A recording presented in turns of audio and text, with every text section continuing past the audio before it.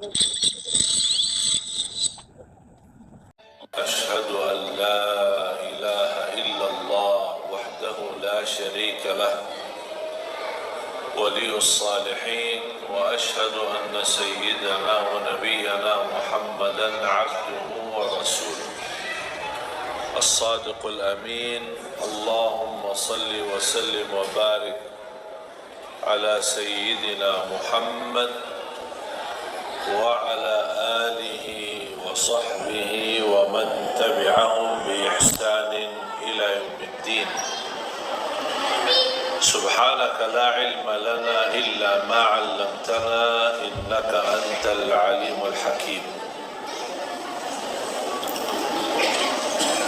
Para alim ulama, para kiai, para asatiz, para pembina Masjid Al-Huda dan juga pengurus dan seluruh keluarga besar DKM Masjid Al-Huda, semoga semua diberkahi Allah Subhanahu wa taala.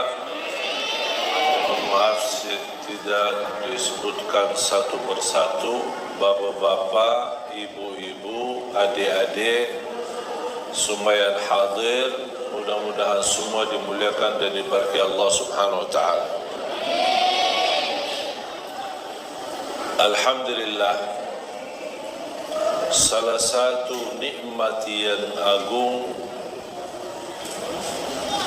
adalah nikmat umur. Tapi umur ini bisa merupakan jalan menuju surga, bisa juga nikmat itu kebalik menjadi bala menuju ke neraka. Kenapa kok bisa nikmat umur bisa juga kebalik menjadi nikmah bala? Tergantung isinya. Karena di hari kiamat Allah tidak akan tanya berapa usiamu, tetapi apa isi usiamu.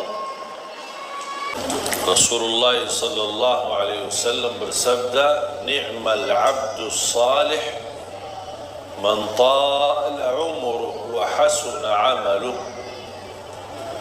Sebaik-baik hamba Allah yang salih, yang panjang usianya, baik pula amalannya. Berarti dia maksimal memanfaatkan nikmat umur karena dia tahu ini anugerah dari Allah, dia tidak mau salah guna.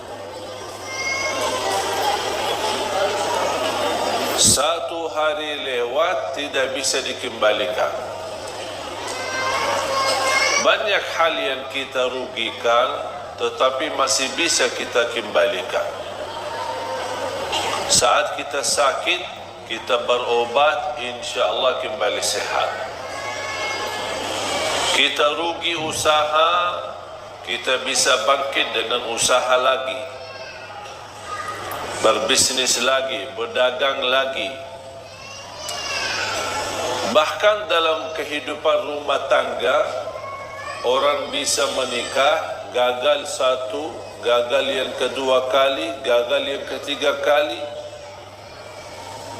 Bisa juga sukses di kawinan yang keempat kalinya. Kita tidak tahu. Tapi maksud saya bisa diatasi persoalannya. Bukan berarti misal kalau kita nikah kemudian gagal, bukan berarti habis kehidupan. Kita masih bisa berkesempatan masing-masing mencari jodoh baru. Barangkali ada yang istri berharap suami bertanggung jawab, mungkin suami yang pertama tidak bertanggung jawab, jodohnya sampai di sini, mereka pisah. Bukan berarti kehidupannya sudah habis, dia masih bisa berusaha lagi. Intinya, apapun yang kita rugikan, bisa kita usaha untuk dikembalikan menjadi lebih baik. Kecuali satu tidak bisa dikembalikan, umur. Umur dan usia kalau sudah berlalu tidak bisa dikembalikan. 1 jam berlalu tidak bisa dikembalikan. Dan Islam mengajarkan kita tidak boleh memfikirkan masa lalunya, apalagi hal-hal yang buruk, membuat kita lama-kelamaan putus asa. Kalau hal yang lama yang kita lakukan, contoh dosa maksiat, kalau kita ingat terus dosa maksiat tersebut, syaitan mengambil kesempatan untuk membuat kita putus asa dari rahmat Allah. Kita sudah niat taubat, tapi syaitan membuat kita ingat, apaan kok mau taubat enak-enak, sudah berlaku macam-macam.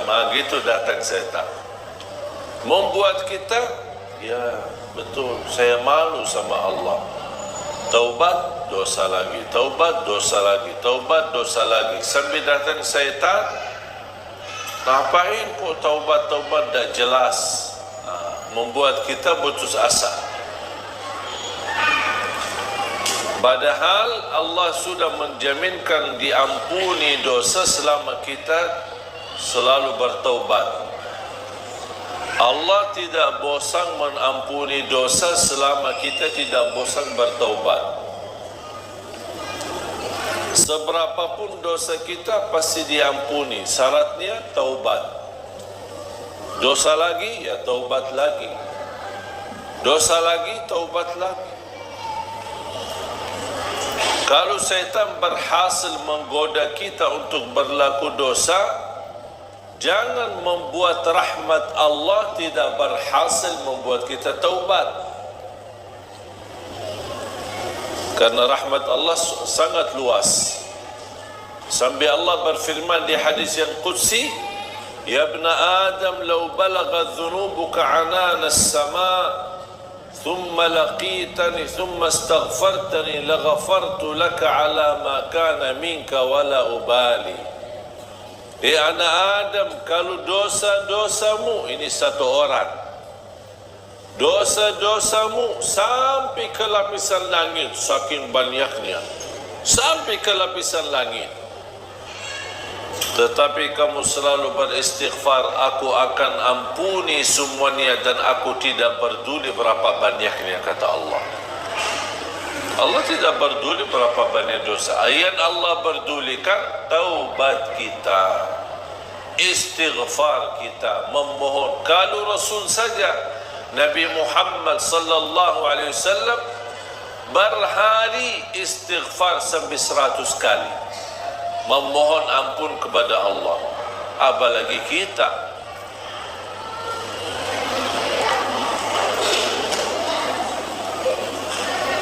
Hal-hal nikmat yang sudah berlalu, kita tidak boleh kita lupakan. Pasti kita ingat. Bahkan kalau kita hitungkan dalam usia kita, mana yang lebih banyak kita hadapi, nikmat atau bala? Pasti lebih banyak nikmat. Tapi kenapa yang difokuskan hanya bala? Sampai kita merasa aku tidak dapat apa-apa. Justru kalau kita membandingkan keadaan kita dengan orang lain, kita bersyukur, alhamdulillah keadaan kita masih lebih baik. Biarpun kita menghadapi berbagai macam ujian.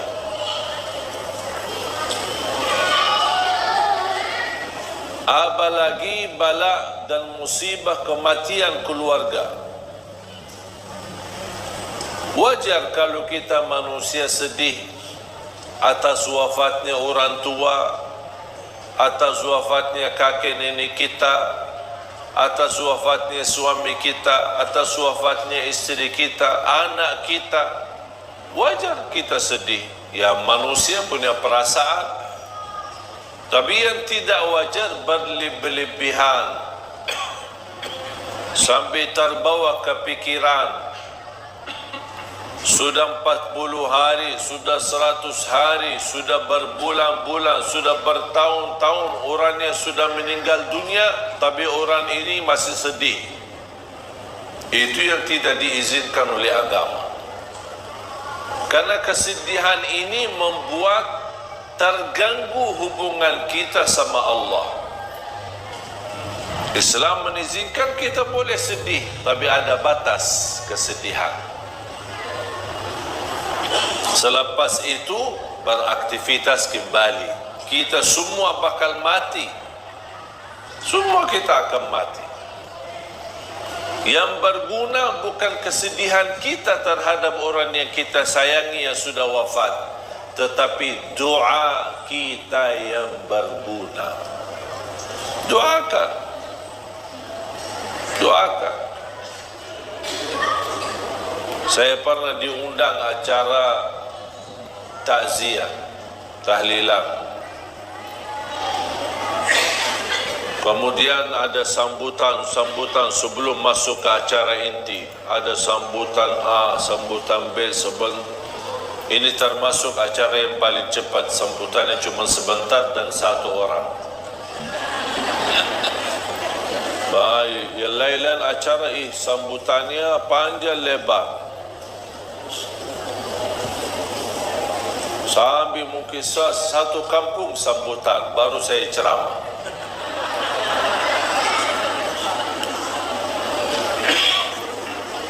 Pas saya diundang tuan rumah, ada seorang anak karena meninggal bapaknya, sambil dibawakan di layar. Mereka dari keluarga kaya bawakan layar foto-foto dan video masa-masa lalu, kesenangan mereka, makan bersama, umrah bersama, jalan-jalan bersama, naik kapal bersama, kemana laut, kemana, semua ditayangkan di acara. Sambil anaknya yang perempuan ini sambil cerita bagaimana ayahnya, bagaimana kasih sayangnya, sambil nangis. Saya fikir baru kemarin meninggal, ternyata sudah 1 tahun. Dan segitu sedihnya, nangisnya. Itu yang namanya berlebihan. Bukan masalah acaranya, kesedihan itu tidak boleh. Karena bisa menjadi tanda kita tidak menerima takdir Allah. Dan setan mengambil kesempatan masuk di situ. Coba, apa salah ayahmu sampai dicabut nyawanya? Padahal ayah kamu kan baik. Begitu bisikan setan, membuat kita kefikiran. Padahal kita tahu kematian itu hakul yakin, semua bakal mati. Kalau ada yang boleh kekal, itu Nabi Muhammad sallallahu alaihi wasallam. Karena di saat sakaratul maut Allah tawarkan melalui malaikatul maut, mau kekal di dunia atau mau ambil wafat, pilih yang mana? Rasulullah SAW, karena sudah selesai tugasnya, sudah selesai dakwahnya, sudah sempurnakan agamanya, dia tidak mau memilih hidup, malah dia justru berkata, Ar-Rafiqal A'la, Ar-Rafiqal A'la, saya ingin bertemu Allah. Sudah buat apa lagi saya hidup di dunia ini? Makanya Rasulullah SAW bersabda, Man ahabba liqa' Allah, ahabba Allahu liqa'ah. Barang siapa yang mencintai bertemu Allah, Allah juga cinta dan sayang bertemu dengan kita. Tapi ada orang, na'udzubillah, pas menghadapi sakaratul maut, dia tidak mau bertemu Allah karena perilakunya. Makanya kita harus berbaik sangka, harus bersenang kapan tiba saatnya kita tunjukkan perasaan kebahagiaan, kesenangan. Itu kematian bukan berarti kita akan menghadapi keburukan. Justru yang membuat kita senang menghadapi kematian, karena selepas kematian kita akan bertemu sama Allah. Bahagia enggak? Ya seharusnya bahagia. Kita disuruh bertemu sama orang terkenal, atau sama orang pejabat besar, atau sama orang presiden. Masa kita tidak senang? Sama Allah aja kita merasa takut. Segala sesuatu yang kita takuti, kita tidak berani menghadapi. Binatang yang membahayakan apa, atau ada seorang preman yang mengganggu kita dan orang zalim, kita melewati jalannya aja kita tidak berani, takut. Segala sesuatu yang kita takuti pasti akan kita melarikan diri dari apa yang kita takuti. Kecuali satu, kalau kita semakin takut pasti akan semakin dekat. Siapa? Allah. Tak ada orang mukmin yang takut sama Allah tapi dia kabur. Mau kabur ke mana? Mau ke mana lari? Tak ada yang bisa tolong selain Allah. Makanya semakin kita takut, justru semakin kita cinta, semakin kita dekat sama Allah. Bukan takut dihukum, tapi kita merasa ada rasa takut karena belum mampu menyempurnakan hak Allah. Ini yang membuat kita semakin enak, semakin dekat, semakin senang, semakin suka beribadah, semakin suka berzikir. Karena hubungan kita sama Allah tidak boleh terlepas dari tiga hal: rasa harap, rasa takut, dan di atas ini semua adalah rasa cinta. Jadi bukan yang membuat kita mau beribadah karena kita mengharapkan saja, tapi yang membuat kita terdorong beribadah karena saya cinta. Masalah harapan itu belakangan, tahap yang kedua. Yang membuat saya takut menjauh dari dosa dan maksiat, menjauh dari durhaka sama orang tua, menjauh dari hasud, menjauh dari dengki, menjauh dari sifat sombong dan dosa-dosa yang lain. Apa yang membuat? Bukan karena dilarang dan saya takut melanggar larangan Allah. Yang membuat saya takut tidak berbuat dosa maksiat karena saya cinta sama Allah. Akhirnya kalau kita semakin cinta sama Allah, nikmat, harapan dan ketakutan akan semakin sempurna. Karena Allah tidak mau juga kita takut sampai putus asa. Takut dihukum, takut karena dosa maksiatnya terlalu banyak, menzalimi orang macam-macam. Jadi rasa takut semestinya membuat kita semakin dekat sama Allah. Sampai Rasulullah SAW bersabda, "Inni la atqakum lillah wa akhsyakum lah." Aku yang paling bertakwa kepada Allah, kata Rasul, dan aku yang paling takut kepada Allah.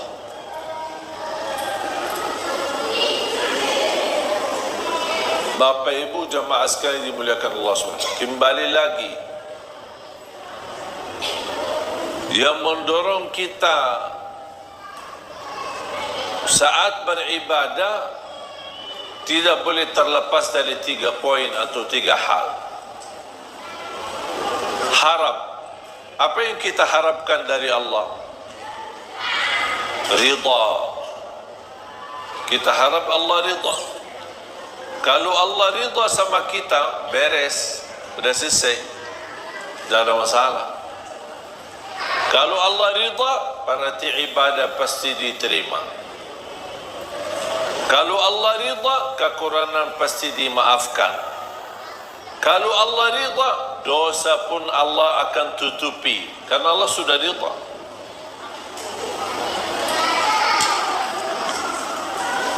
Ada rasa takut, bukan takut dihukum, tetapi kita takut semakin beribadah, tapi ada rasa takut jangan-jangan Allah tidak mau terima amal ibadah saya.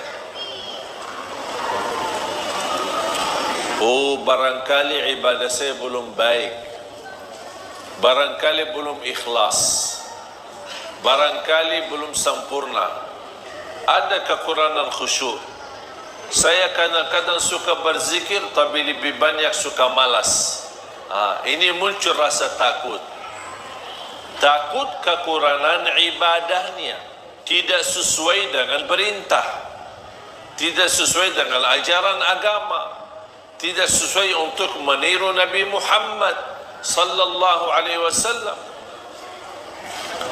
Dan rasa takut itu akan mendorong kita akan semakin lebih baik. Kalau saya salat asar atau saya salat zuhur, kayaknya belum sempurna ya, masih ada kekurangan. InsyaAllah saya salat sunnah ba'diyah, karena tugas salat sunnah qabliyah ba'diyah menutupi kekurangan salat wajibnya. Belum sempurna sunnah qabliyah ba'diyah, udah saya tambah lagi salat duha, saya tambah lagi sunnah wudu, saya tambah lagi salat tasbih, saya tambah lagi salat hajat. Belum lagi, masih ada kekurangan, saya tambah lagi salat tahajud, walaupun 2 rakaat, tutup witir, tidak harus 8 rakaat, tidak harus 10, tidak harus 20. Boleh enggak saya salat tahajud cuma 2 rakaat? Ya boleh. Witir langsung ditutupi witir. Jadi tahajud itu tidak semestinya jumlah yang banyak.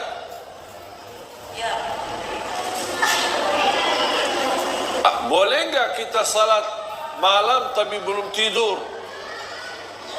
Ada orang tanya, aku mau salat malam tapi aja sudah jam 1 saya belum tidur. Asik lagi ngobrol sama suaminya, lagi mesra-mesra, senang-senang, atau lagi membahas diskusi soal anak, sampai kelewat waktunya, sampai jam 12, jam 1. Kalau tidur jam 1 takut ketiduran, bangun salat subuh, belum salat tahajud. Boleh enggak saya salat malam sebelum tidur? Ya boleh, daripada sia-sia. Ada orang berkata harus tidur walaupun sebentar. Maksudnya sebentar?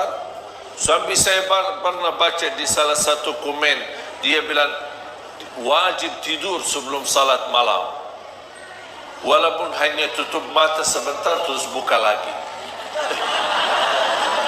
Bukan namanya tidur. La yukallifullahu nafsan illa usaha. Tidak ada ajaran yang membebani kita. Ibu-ibu, bapa-bapa yang sudah biasa tidur dan bangun tahajud, teruskan. Itu lebih baik. Tapi yang belum terbiasa, malas-malasan, suka tidur dan ketiduran, syukur-syukur bangun subuh, daripada tidak salat witir dan salat malam, tertulis nama kita menjadi ahli tahajud, mendingan kita salat baru tidur. Ada orang bertanya, gimana kalau saya salat malam, tutup witir, kemudian saya tidur, tiba-tiba saya bangun, saya lihat jam, masih ada 40 minit, belum azan subuh. Boleh enggak saya tahajud lagi? Boleh, tapi tidak boleh witir lagi. Karena Rasulullah SAW tidak mengizinkan 2 kali witir dalam satu malam. Tidak boleh 2 kali witir dalam satu malam. Faham bu? Alhamdulillah, Islam mudah. Kalau ada, selalu ada harap. Apa yang kita harapkan? Ridha Allah. Di bawah ridha Allah pasti surga. Masa ada orang-orang beribadah tapi tidak mengharap surga? Terus maunya apa? Mau neraka. Harap surga dan takut neraka. Tapi lebih daripada harap surga dan takut neraka, yang membuat kita mau mencintai Allah, mau beribadah kepada adalah rasa cinta. Itu yang paling tinggi. Contoh, ibaratnya seperti burung. Kira-kira burung tanpa kepala bisa terbang enggak? Burung dengan kepala tapi tidak ada sayap bisa terbang enggak? Itu orang mukmin. Kepala adalah cinta, 2 sayap harap dan takut. Harus 3-tiganya ada supaya hubungan kita sama Allah semakin baik, bisa terbang. Tapi kalau kepala ada cinta sama Allah, ada orang cinta tapi ibadahnya tidak jalan, tidak ada harap, tidak ada takut, tidak ada perasaan sama sekali, tidak bisa jalan. Sampai ada orang berkata, aku tidak, kalau Allah takdirkan saya masuk neraka, ya tidak apa-apa, saya ikhlas kok. Masa begitu doanya? Ya Allah, saya kalau tidak diizinkan masuk surga, ya tidak apa-apa. Itu namanya orang beribadah tapi tidak ada harapan. Tidak mau harap ridha, tidak harap surga, tidak takut neraka, ya tidak apa-apa. Itu tidak bisa. Cinta ada, rasa harapan ada, dan juga takut ada. Takut amalan ibadahnya ditolak, takut tidak diterima, takut tidak sempurna, takut sia-sia. Iman ada yang amalannya sia-sia, ada. Sampai Allah ceritakan dalam Al-Quran, الذين ضل سعيهم في الحياة الدنيا وهم يحسبون أنهم يحسنون صنعا. Mereka yang merugi adalah yang datang di hari kiamat. Dia merasa dirinya telah berbuat banyak kebaikan, tapi kenyataannya di hari kiamat merugi semuanya karena mereka tidak ikhlas lillahi ta'ala. Sia-sia. Kalau orang mukmin, dia takut amalannya jadi sia-sia. Dia takut amalannya menjadi riya. Berarti ada sifat takut. Jadi kembali lagi ingat, seperti burung, kepalanya adalah cinta, rasa cinta. Dua sayap, harapan dan takut sama Allah Subhanahu wa ta'ala. Sama seperti ada orang bekerja, apa yang diharapkan? Upah. Masa dia mau bekerja, ya terserah bos. Kalau mau kasih gaji boleh, tidak mau kasih tidak apa-apa. Ada yang mau enggak gitu? Tidak ada yang mau. Kalau dipotong aja pasti dia ngamuk. Pak, kenapa dipotong gaji saya? Oh, karena sudah 3 kali telat, karena denda, karena hukuman. Allah juga Maha Adil. Yang berlaku kita sama manusia berlaku sama Allah Subhanahu wa ta'ala. Dan Allah Subhanahu wa ta'ala walaupun Maha Adil, Allah lebih banyak menjalankan kasih sayangnya kepada kita daripada keadilannya. Contoh,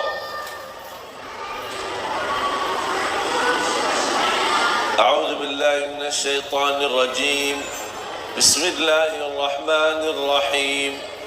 Walau yu'akhidhu Allahu an-nasa bima kasabu ma taraka 'ala dhahriha min dabbah walakin yu'akhiruhum ila ajalin musamma فإذا جاء أجلهم فإن الله كان بعباده بصيرا.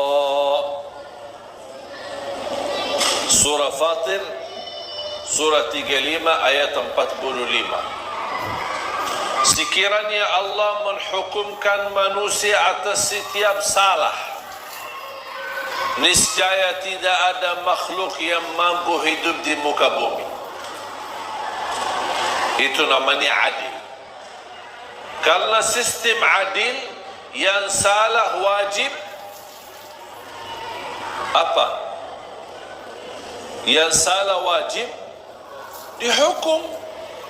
Kalau orang salah kemudian kena hukuman, itu namanya adil tidak?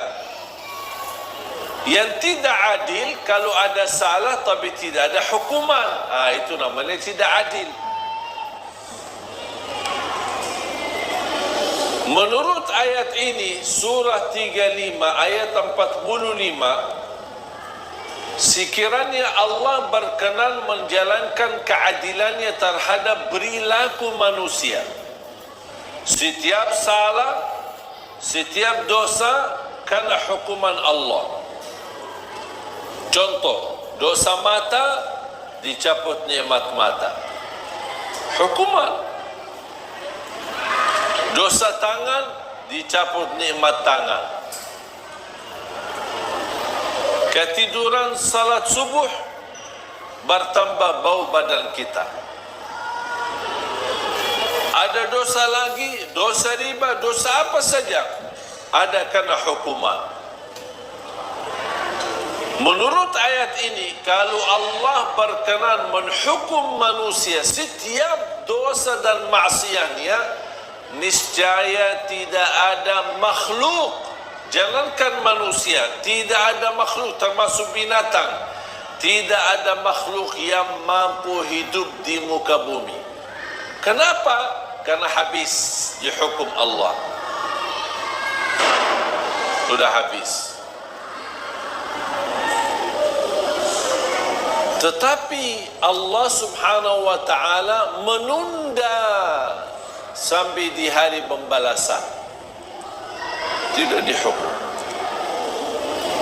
Bayangkan aja, kalau setiap dosa bau badan kita, dosa lagi tambah keras bau badan kita, dosa lagi bertambah keras bau badan kita, kira-kira berani enggak keluar rumah?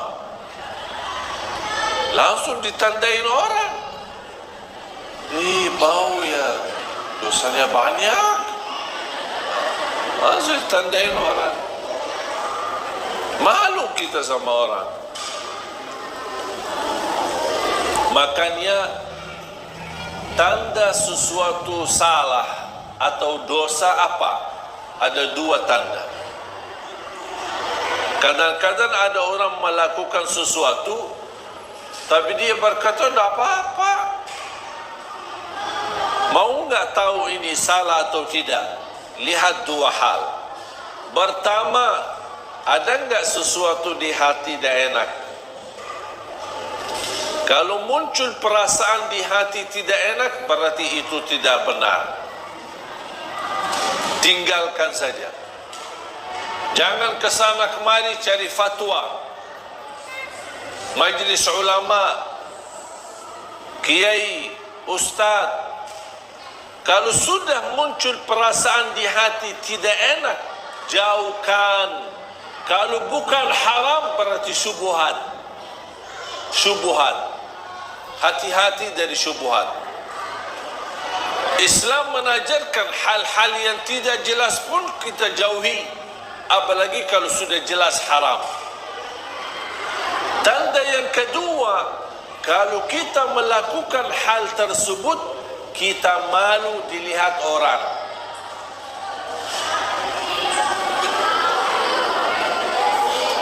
Faham, Bu? Saya ulang lagi. Tanda yang pertama, apa yang kita lakukan atau ada yang mau melakukan sesuatu, kalau muncul perasaan di hati tidak enak, berarti jangan dilakukan. Walaupun ada kiai, ustaz bilang boleh. Tanya diri, jangan tanya ustaz.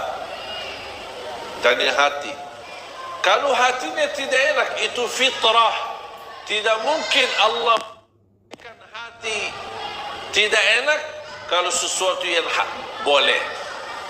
Kalau sesuatu boleh dalam pandangan agama, pasti hati enak. Kalau sesuatu yang tidak boleh, walaupun kita belum faham karena masih bodoh agama, tapi muncul perasaan tidak enak, berarti sudah cukup menjadi tanda Anda jauhi.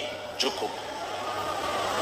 Walaupun hal itu tidak haram 100% atau tidak jelas haramnya, kalau muncul perasaan tidak enak, itu tanda kalau tidak haram, berarti syubhat.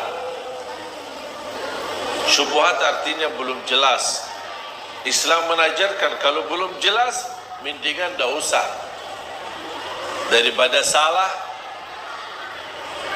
Tanda yang kedua, kalau kita lakukan muncul perasaan, oh, kalau ayah saya tahu, malu. Berarti tidak benar itu. Kalau guru saya tahu, pasti marah. Berarti tidak benar.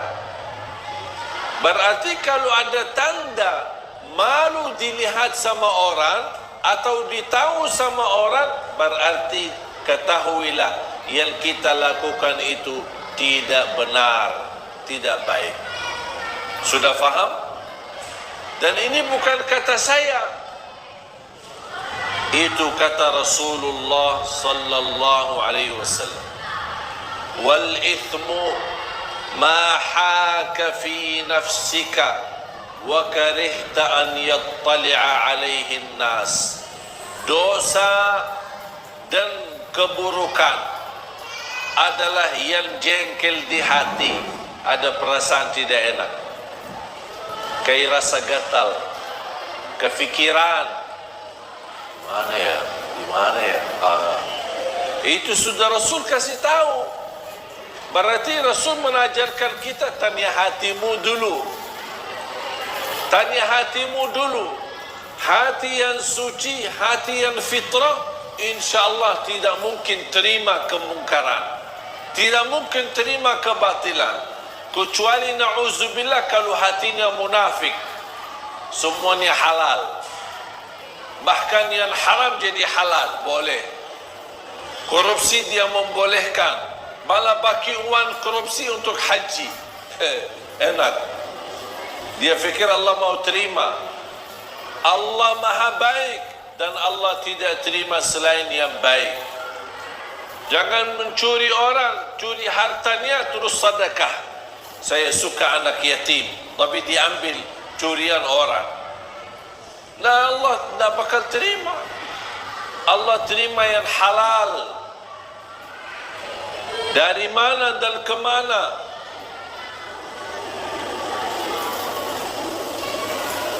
Makanya kita ingat, kembali kepada fitrah dan hati kita yang suci. Apapun yang jengkel di hati atau kita malu dilihat dan ditahu sama orang, berarti sudah menjadi tanda cukup buat kita tidak melakukan hal tersebut. Bapak Ibu jamaah sekalian dimuliakan Allah Subhanahu wa taala.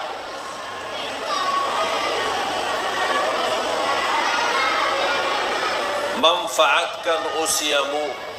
Allah sendiri bersumpah dalam Al-Quran, wal 'asr innal insana lafi khusr illa alladhina amanu wa amilus salihat wa tawasaw bil haqq wa tawasaw bis sabr.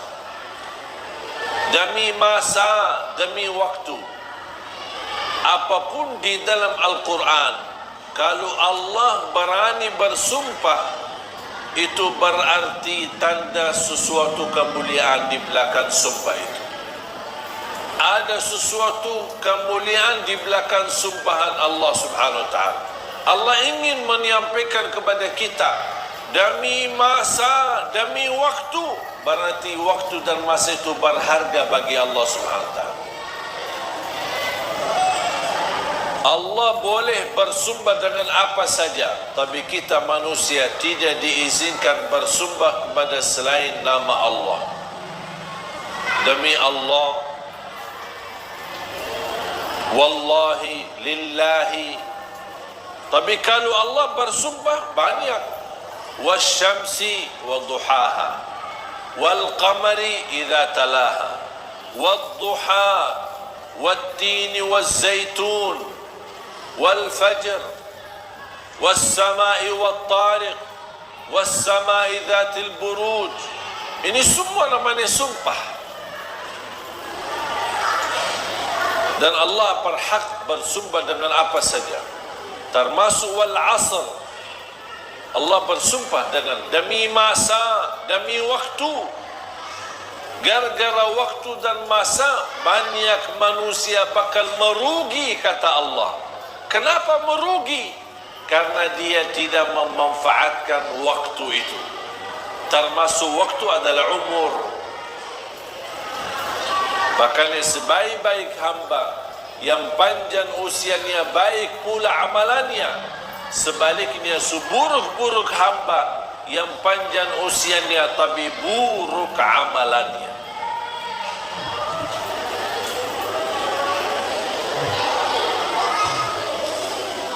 Jangan sampai menjadi orang yang merugi. Masih diberikan apa lagi nikmat sehat. Manfaatkan nikmat sehatmu sebelum kesakitanmu. Jangan kita hanya kenal Allah pas saat sakit. Sudah sakit, tidak akan maksimal. Dulu masih sehat, tapi tidak salat. Pas begitu sakit, tidak bisa berdiri, terpaksa salat duduk. Makanya di dalam keadaan duduk, pasti pahalanya tidak sempurna. Siapa yang diberikan kesempurnaan pahala ketika dia sakit? Kalau dia di masa sehat, tetap masih beribadah. Ketika dia sakit, Allah tidak akan menurani kesempurnaan pahalanya. Karena dia di masa sehat tetap jaga ibadah. Beda sama yang dikurangi pahalanya. Di masa sehat dia tidak beribadah, pasti masa sakit dia ingat sama Allah. Allah tidak akan sempurnakan pahalanya. Makanya Rasulullah SAW mengingatkan, manfaatkan usia kuatmu di saat kuat, masih muda, sebelum kelemahanmu di saat lemah sudah tidak kuat. Manfaatkan usia mudamu sebelum usia tuamu. Manfaatkan kekayaanmu sebelum kemiskinanmu. Manfaatkan usia kesehatanmu sebelum kesakitanmu. Manfaatkan kehidupanmu sebelum menghadapi kematianmu. Ini Rasul mengajarkan, manfaatkan. Pasti orang yang lagi sehat beda sama orang yang sakit. Yang sehat kan masih bisa beraktivitas, ikut bantu panitia, ikut masjid, bisa bola balik ke masjid. Kalau yang sakit, tidak setiap waktu bisa ke masjid. Makanya Rasul mengajarkan, manfaatkan nikmat sehatmu. Di usia muda tidak mungkin sama dengan usia tua. aktivitasnya pasti berkurang, apalagi sudah pensiun. Apa sih, mau kemana sih? Dah ada, diam di rumah sampai ribut-ribut di rumah, sampai semua keluarga besar merasa terganggu. Pak, dah ada kerjaan ya? Oh, lagi dah ada kerjaan, sudah pensiun. Matiin TV, hidupin TV, matiin AC, hidupin AC. Mau kemana? Dari mana? Sudah dah ada kerjaan lagi. Dah ada kerjaan. Beda sama orang yang ada kesibukan dalam kebaikan. Saat kita ada harta, jangan lupa kita sisahkan rezeki buat nafkah, infak, sedekah, kebaikan. Kenapa? Karena bisa nanti satu saat kita miskin, tidak berkesempatan. Makanya Islam mengajarkan di saat masih ada, manfaatkan di ketika ada untuk di jalan Allah Subhanahu wa taala. Supaya Allah ganti. Kalau tidak dapat diganti di dunia, dijamin akan diganti berlipat ganda di akhirat, sampai 700 kali lipat.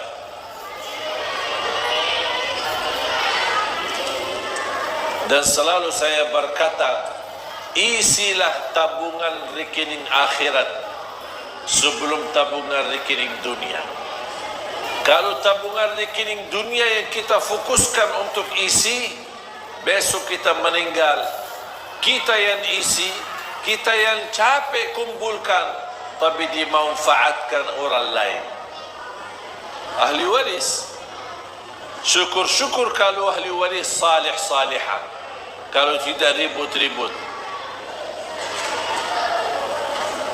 Tapi kalau kita isi tabungan akhirat, siapa yang bermanfaat bukan buat ahli waris, tapi manfaatnya buat diri kita.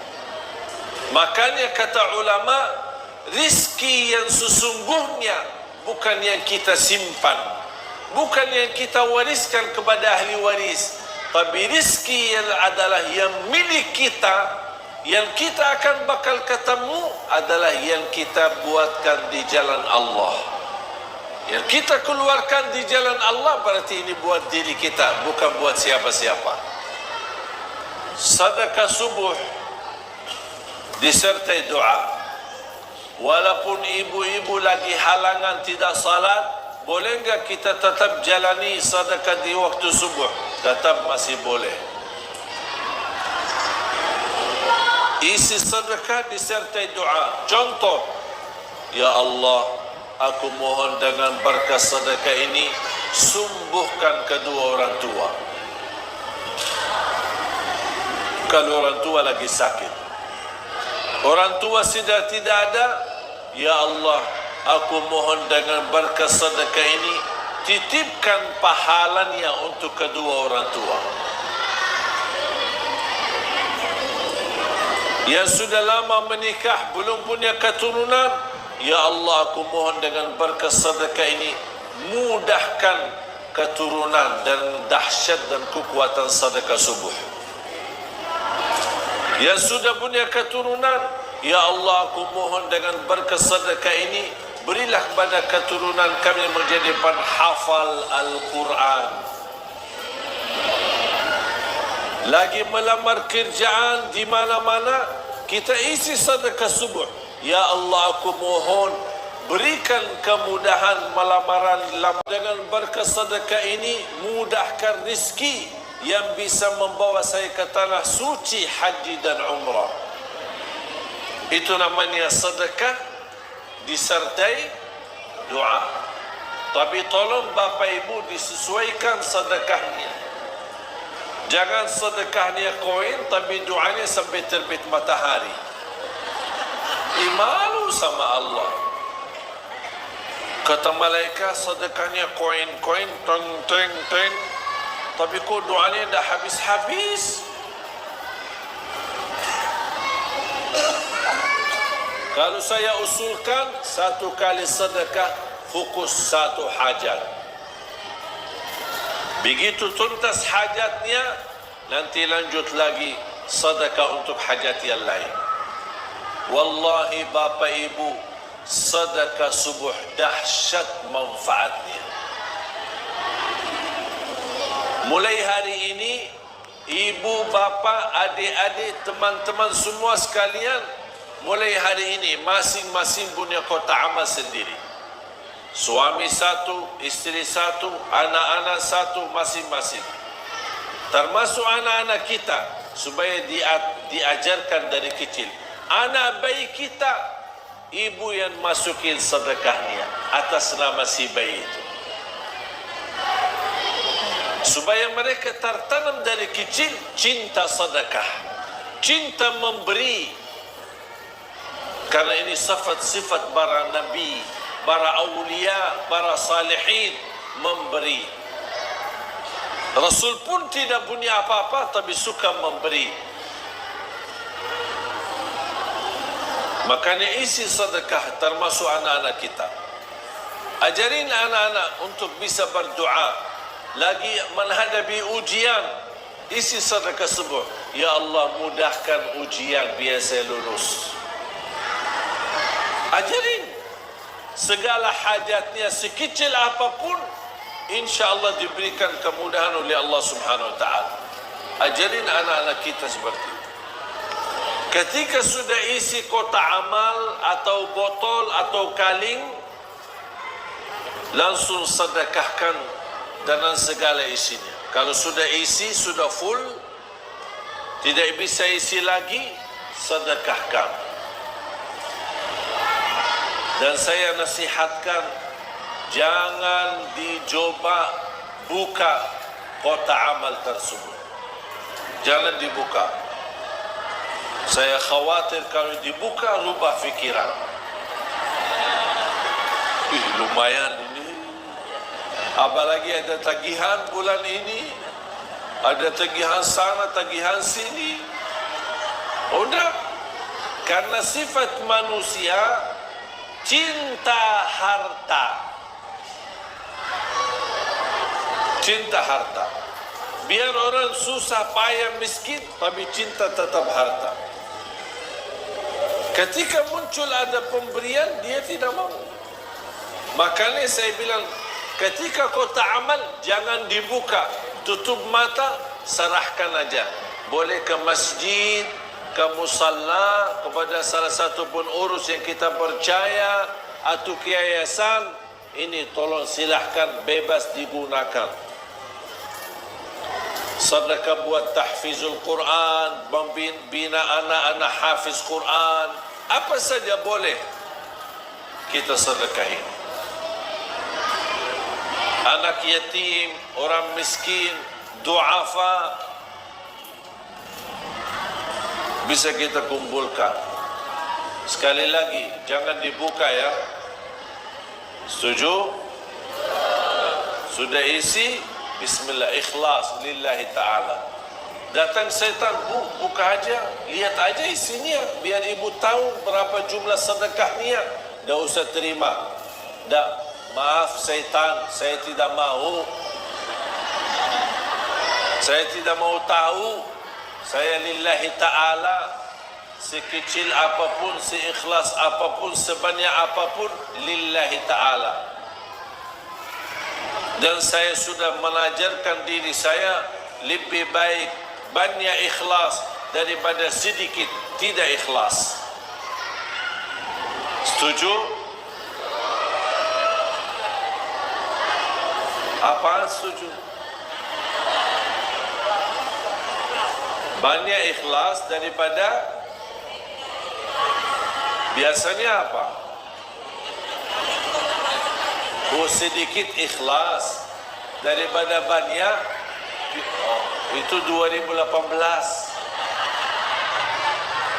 Sekarang 2019. Kita masih semua berubah. Semua kata-kata yang dulu kita ganti. Ganti semuanya. Lebih baik banyak ikhlas daripada sedikit tidak ikhlas. Ini selalu kita niatkan. InsyaAllah akan Allah hantarkan rizki lebih daripada kecukupan yang bisa berguna buat diri kita, berguna juga buat umat.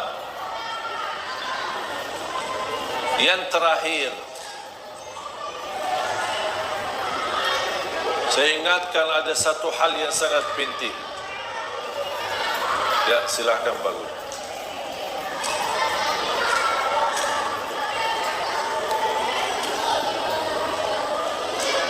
Hati-hati daripada dosa jariah.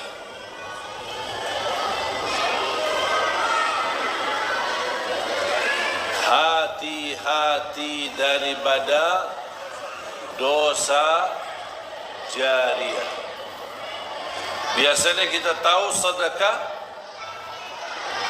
sedekah jariah atau amal jariah. Kok ada dosa jariah? Ada. Dan ini dosa jariah muncul saat ini gara-gara HP.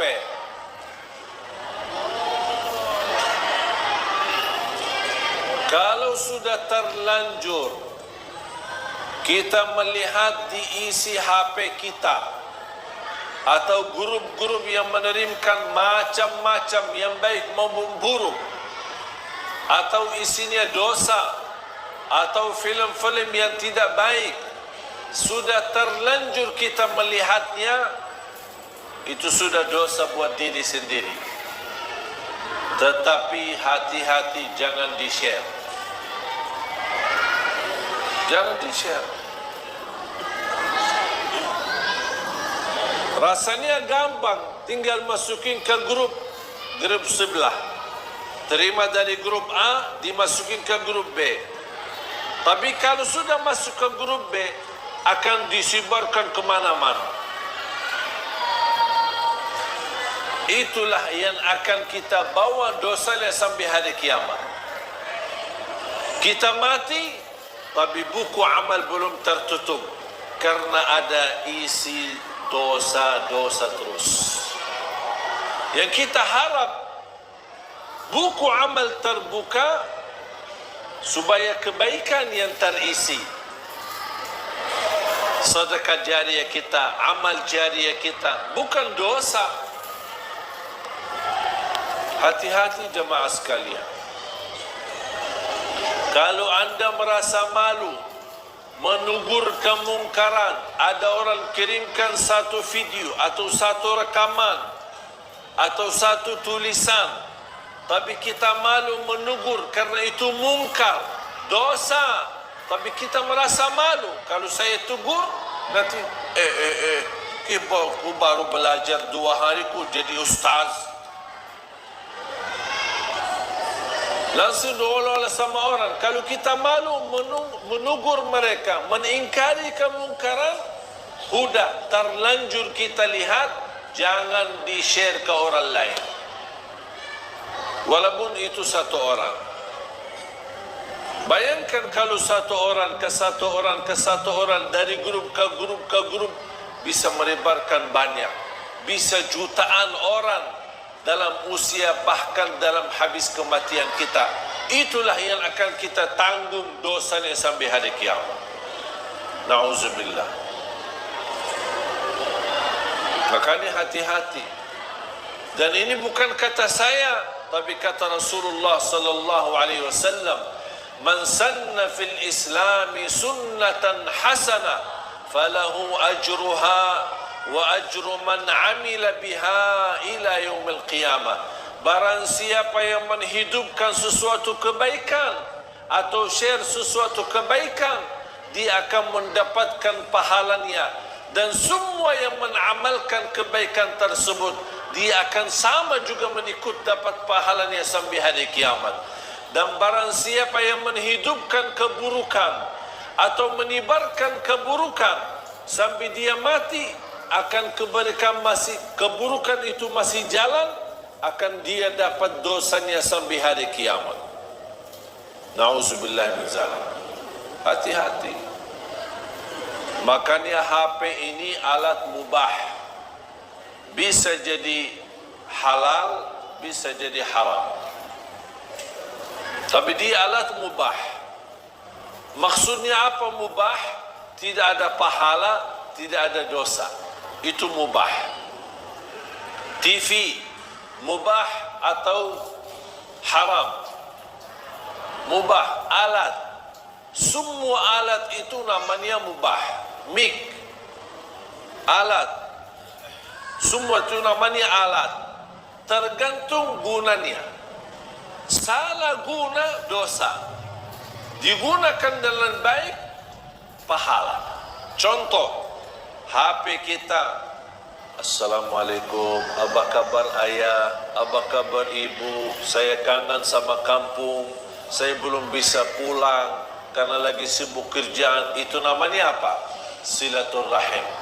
Lewat apa? Lewat alat mubah, Allah berikan pahalanya. Ada orang telefon, caci maki orang, gibah, fitnah, sebarkan fitnah. Tahu enggak ini berita di Salabriti, salah satu ustaz katanya karena ini macam-macam, dia menipu jamaahnya, ini begitu. Sebarkan fitnah. Walaupun itu berita benar, itu termasuk menyebarkan fitnah. Apalagi kalau berita itu tidak benar. Kalau berita benar, tidak boleh kita share, menyebarkan fitnah. Apalagi kalau berita itu hoax, tidak benar. Hati-hati jemaah sekalian. Sekarang semua serba, terima video, apapun isinya, langsung di-share. Bahkan ada satu orang saya pernah perhatikan, dia terima, dia belum lihat, langsung copy share, copy share, copy share. Saya bilang, kamu sudah lihat enggak? Belum. Terus kenapa kamu dah lihat? Belum sempat. Oh, sempat share aja. Tapi kan barangkali ada isinya tak baik. Oh ya, gitu ya. Jangan terlalu gampang.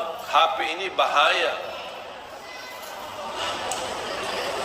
Daripada menjadi kebaikan menuju ridha Allah dan surga, menjadi jembatan menuju surga, jalan-jalan menjadi hambatan untuk menuju surga. Sekarang di mana-mana, di masjid-masjid sudah ada gambar, tulisan, mohon jamaah yang membawa HP mohon nonaktifkan. Betul kan? Kalau ada orang buta huruf dah bisa baca, ada gambar HP X supaya bapa ini lihat. Oh, barangkali bapa itu buta, tak bisa lihat, buta. Imam, stau, i'tadilu, luruskan saf, rapatkan saf. Mohon jamaah yang membawa HP nonaktifkan. Betul kan? Tulisan ada, gambar ada, imam pun mengumumkan. Allah, masih bunyi, masih bunyi. Terus maunya apa? Setiap orang masuk masjid diberikan surat masing-masing, tanda tangan berjanjian. Untuk masuk ke masjid ini, mohon nonaktifkan. Biar datang-datang baru silahkan masuk. Maunya seperti itu.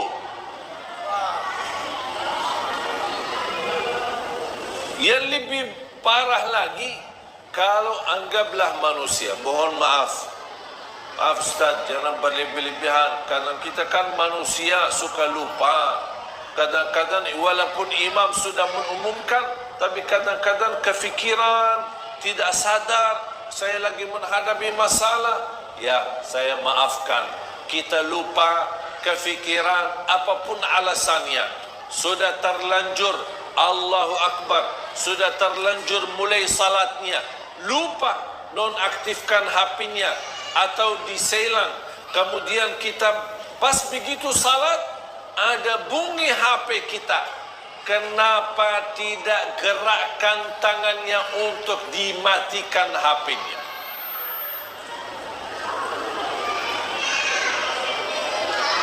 Saya pernah salat di salah satu masjid tarawih.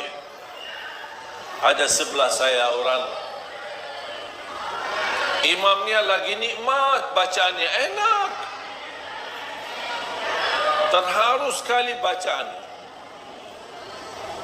Di sebelah saya ada orang bunyi HP-nya, lagu India lagi.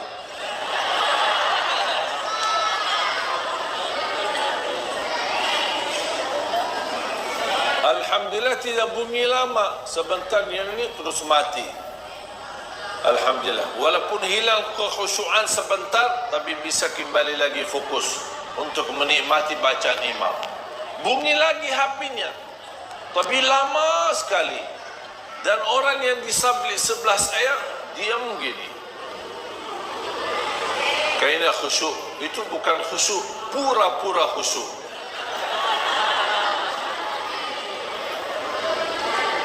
Mati. Pas yang ketiga kali, karena imam itu di salah satu masjid bacaannya panjang, lebih dari satu halaman, satu rakaat. Masih bunyi lagi yang ketiga. Pas yang ketiga saya tidak sabar, saya langsung begini. Ya ingatkan, barangkali dia tidak sadar, saking khusyuknya dia tidak dengar HP-nya. Itu namanya saking khusyuk. Makanya saya berbaik sangka, oh barangkali khusyuknya luar biasa, sampai HP-nya sendiri dia bisa dengar. Makanya saya ingatkan.